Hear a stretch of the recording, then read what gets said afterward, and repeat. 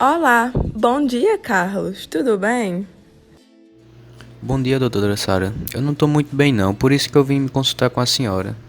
Apresentei algumas alterações em minha boca e eu queria ver o que a senhora poderia diagnosticar. Vamos aqui analisar. Então, Carlos, você está com a candidíase oral, conhecida popularmente como sapinhos, que é uma infecção causada por um fungo chamado Candida albicans. Ela faz parte da nossa microbiota oral, ou seja, não nos causa problema desde que esteja em equilíbrio. Entretanto, quando entra em desequilíbrio por motivos de baixa na imunidade, quando entra em contato com alguém ou com algo infectado, pode manifestar a doença. Ou também quando é feito o uso de determinados tipos de medicamento.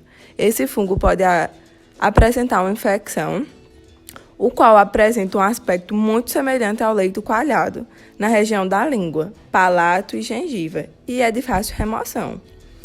E como é que se retira? Você pega uma gaze, esfrega para retirar, ficando apenas uma região avermelhada. Tudo bem, doutora, mas e essa doença? Ela é comum em todas as idades e como é que é a forma de tratamento? E essa doença é incomum em todas as idades, porém, ela é bem mais frequente em crianças de menor idade, devido estarem no processo de aprender a caminhar e de sempre estarem engateando. E pega no chão, bota a mão na boca, ou mesmo com os brinquedos. Ela apresenta também um sistema imunológico enfraquecido.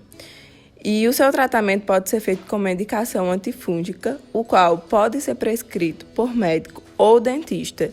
E os cuidados com a higiene devem ser redobrados, tanto oral como em todo o meio que vive, para evitar uma reinfecção, pois a candidíase pode se manifestar de outras formas, inclusive em partes genitais.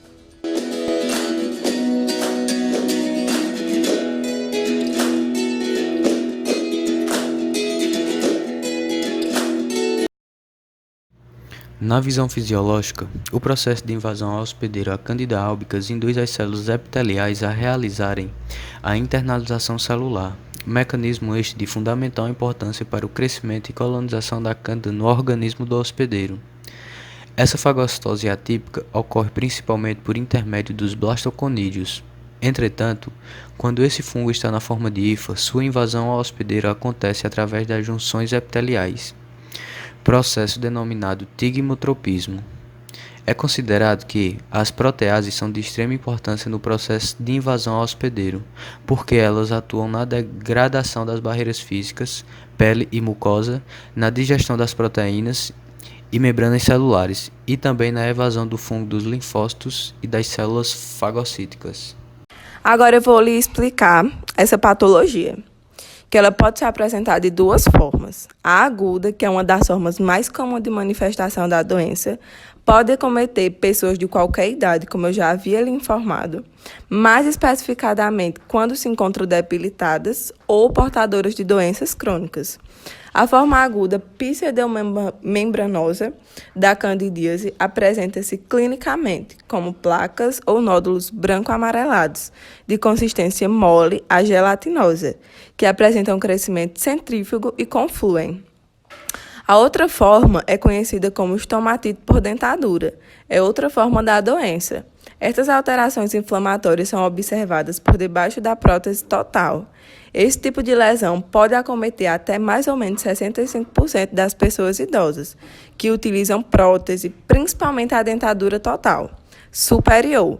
Também pode aparecer na mucosa de suporte de uma prótese parcial removível, porém em menor frequência. A estomatite por dentadura acometeu 60% de um grupo de idosos portadores de prótese total superior. A única condição necessária para esta lesão aparecer é a mucosa estar condicionada por uma prótese que a recubra, pois o uso da dentadura em associação com a má higiene oferece uma barreira para a remoção normal dos micro-organismos superficiais por fricção, resultando em infecção. A estomatite por dentadura pode apresentar-se de forma circunscritas ou difusa e ulcerada ou não. O palato se encontra hiperêmico e doloroso.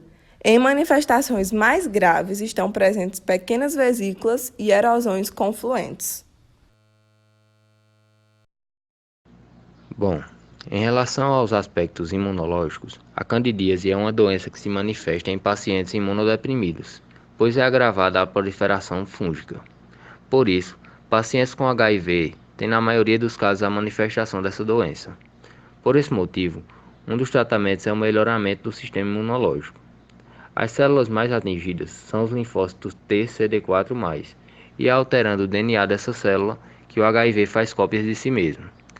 Depois de se multiplicar, rompe os linfócitos em busca de outras células para continuar a infecção. Na colonização de mucosas e infecções de camundongos por este fungo, células TH1 medeiam a proteção dependente de fagócitos. Apresentam-se também na produção de citocinas inibitórias por células TH2, que estão associadas à desativação de fagócitos e à progressão da doença. Possivelmente, o crescimento de formas filamentosas está melhor adaptado para evadir das células do sistema imune, enquanto a forma de levedura pode ser o modo de proliferação em tecidos infectados. Diante disso, as células dendríticas adquirem a capacidade para induzir a diferenciação de células TCD4 para o fenótipo TH1 ou TH2, os sítios anatômicos. Essas micoses podem ser causadas por diferentes espécies. Candida albicans é a mais prevalente. A evidência clínica de infecção depende provavelmente de 3 fatores gerais: o estado imunológico do hospedeiro, a microbiota da mucosa bucal e a resistência da patologia. A candidíase é a mais comum das infecções fúngicas que afetam a boca. Os micro-organismos podem desenvolver-se em qualquer superfície da mucosa. Os fatores predisponentes podem ser locais ou abrangentes e envolvem mais comumente próteses removíveis mal adaptadas e mal higienizadas, mudanças na microbiota bucal, feridas crônicas em mucosa, uso prolongado de antibióticos e corticoides, como também de imunossupressores, que são potenciais causadores de imunodeficiência, como a síndrome da imunodeficiência adquirida, a AIDS.